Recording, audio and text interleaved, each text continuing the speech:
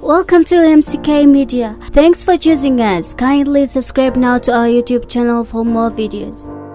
MCK Media, connecting you with digital life.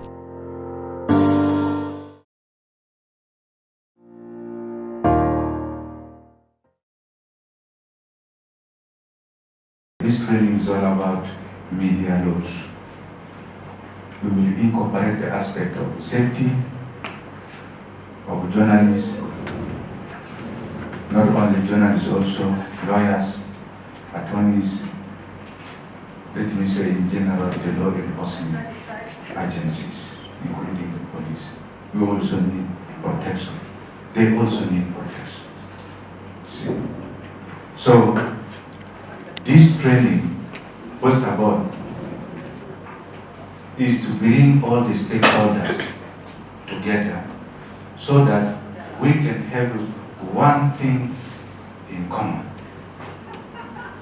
one thing that cuts across, and that one thing is our laws, and particularly the media laws for this training.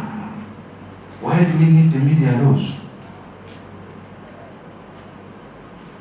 You journalists, we are not outside the law. We are operating within the context of the law in any country, not only South Sudan. That journalists are to work under the context of the law of that particular country. And the law guides us from doing wrong things, from going outside your mandate. You should stick within the mandate that is actually given to you through training and also through the services that are required of you in the country as a journalist. And indeed, these laws, after being passed by the president in 2013, we are supposed to read, understand, and own them. In terms of media laws, people say South Sudan don't have laws. They used to say it like this. But I want to assure you, in East Africa, the best laws that we have is South Sudan's law. But our problem is implementations of the law. Implementation of the law is the problem. And who is to implement the law? It is us, the executive. Because I'm police, I fall under executive. We are the one to implement the law. But the problem is, we don't aware our people. We don't aware our people about the law. We will talk here like now. This training is good.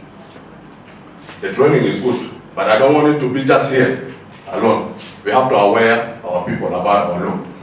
First of all, thank you so much for organizing this event, which I can see is a very timely for South Sudan, and especially at this juncture where South Sudan is moving from one era to another era by having this national consensus government. But unfortunately, due to this corona, some processes are getting delayed. So I fully second and agree with what our colleague from the Director of Police said. Yes, South Sudan do have lots of good documentation at the national level, but how are we taking these documents, these laws, these policies to the public level is a big challenge. And I am really happy that the executives also realize that things. And this is good news for all media people, I guess. I hope you all agree with me on that. The executive themselves are saying they have a big challenge to implement the laws that are very good for South Sudanese, but they have not been able to take them to the real beneficiaries, which is a big issue here. I can see as an outsider, being here for the last 6 months. So this is basically UNESCO's mandate. UNESCO is one of the most important UN agencies that always stands for the journalist. I am sure you all have realized that issue, basically. That is the issue that IPTC, International Program of the Development of Communication, has been established, and UNESCO is leading that program, under which we have been actually developing we have been strengthening the capacity of the media and also strengthening the capacity of the government, basically, so how media and government can work together. Media always need to be autonomous, right? Media is a kind of watchdog for the executives, but in the meantime, there should be sort of synergies and harmony, between the media and the executives. Otherwise, so media can play a very crucial role to deliver message among the communities, and that message can always that message is always more powerful than the bomb and guns. I loved the workshop. Even we wish that the workshop could not just stop here. We wish like the workshop should continue ahead. But due to one reason or other, we will not be able to continue. But to the course of the times, you have learned a lot of things. And I want to appreciate the users for these special programs. It is up to us and to take it on. I love normally what Paul used to say in the Bible, that nobody should despise your youth. All of us are still young people, and we have a lot to do.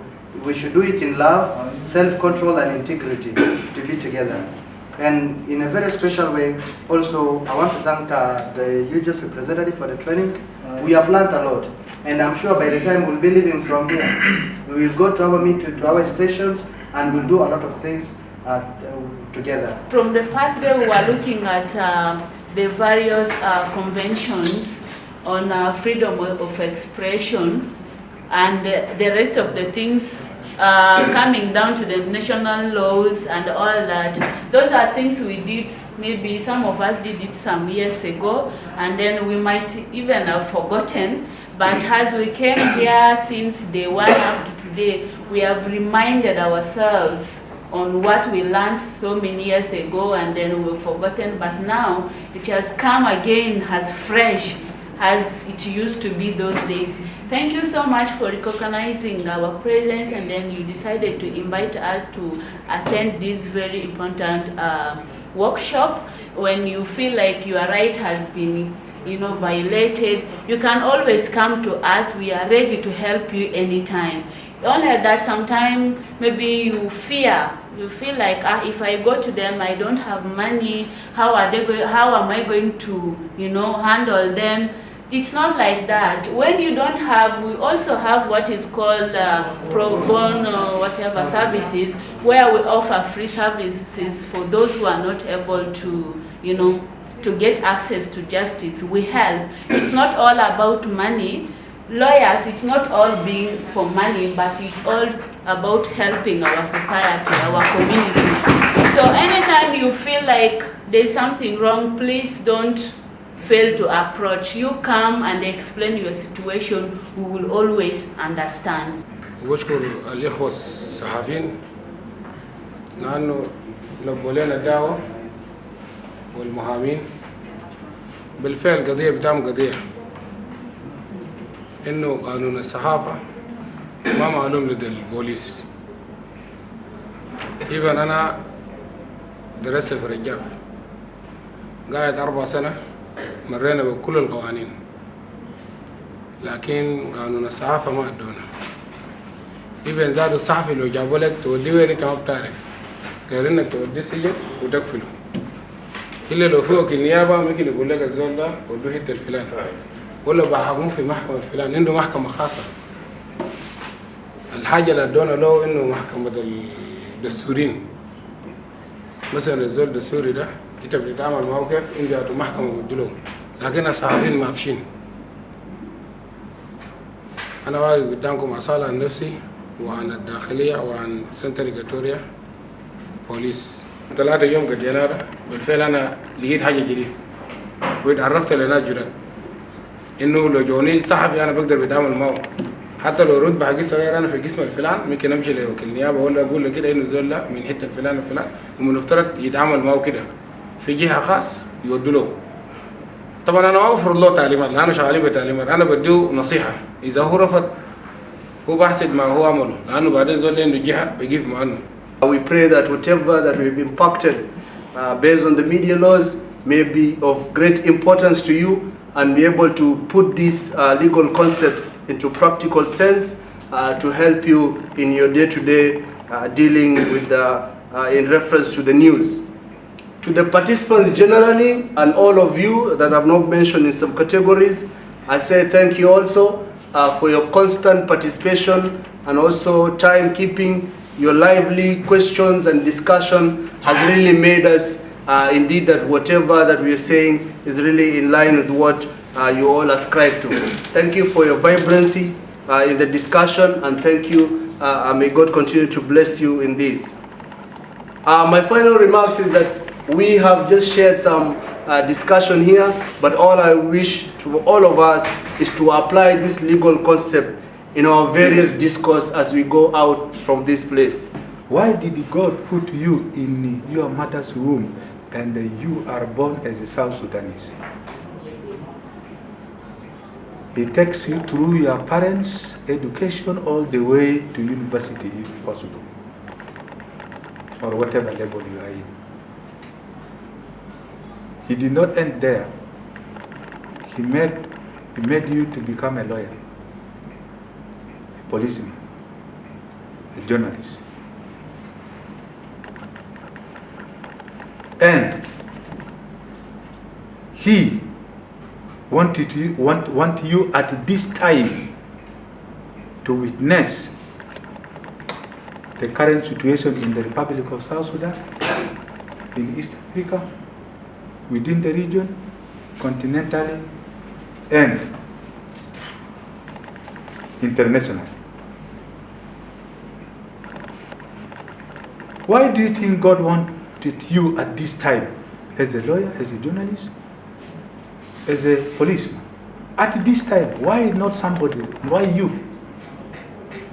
Why me? That is a philosophical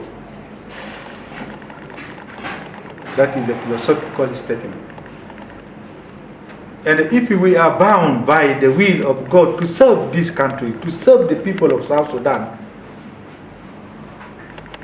then we should not worry. You as a journalist, is tough. The road to freedom, you have seen it, some of you have seen it. It was not easy. I believe it's been fruitful for everyone. As UNESCO, our wish is always to see a media that is vibrant, to see a media that is independent, to also see a media that is pluralistic and diverse, that's inclusive of everyone, inclusive of both the online and offline platforms. And coming up with trainings on the media laws and also policy issues, it's an aspect that is essential for the growth of it. I'll talk about the media sector because it's my field.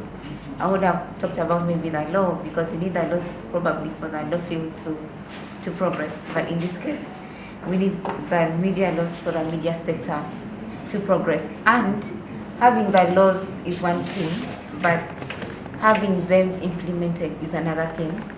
And making people aware of the laws is also another thing. And this is what we've been doing here, is informing this group of people, informing the lawyers, informing the journalists. Look here, we have these laws that are meant to guide you. We have these laws that are meant to protect you as you do your work. And for the lawyers, we say we have these laws. Could you stand with us when we face challenges as journalists? It's a fight that can only be done as one group. It's a fight that requires everyone. It's a fight that needs the police or security forces. It's a fight that needs the lawyers. It's a fight that needs the government, the legislature. We need everyone in this fight for freedom of expression, in the fight for safety of journalists. Welcome to MCK Media. Thanks for choosing us. Kindly subscribe now to our YouTube channel for more videos. MCK Media, connecting you with digital life.